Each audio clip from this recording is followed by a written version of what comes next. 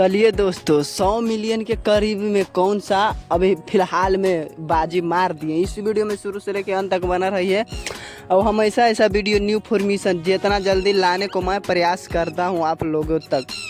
बात करते हैं टुनटुन यादव के गाना एक आया था, रुपया के किंग ये सजनिया। रुपया के किंग ये सजनिया एक गाना फाइनली 100 मिलियन के करीब में शामिल हो गया है।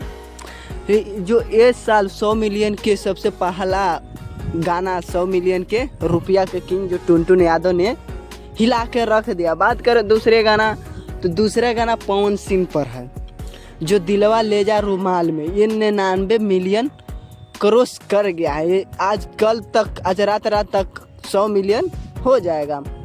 और अभी तक खेसारी लाल के कोई गाना के भी पता नहीं है कि 100 मिलियन कहिया आएगा कहिया नहीं आएगा।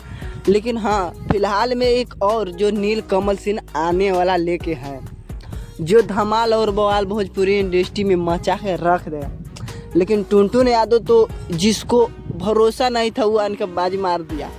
सबसे आगे पवन सिंह से आगे जो टुनटुन यादव गाना गाए, जमीनी स्तर से उठ के तुम इतना उठ गए ना कि कैसन के पावर ख़त्म हो गई, जे बवाल मचा कर रख दिया। आप लोग जाकर सुन सकते हैं जो 100 मिलियन के करीब में शामिल हो गया टुनटुन यादव के गाने।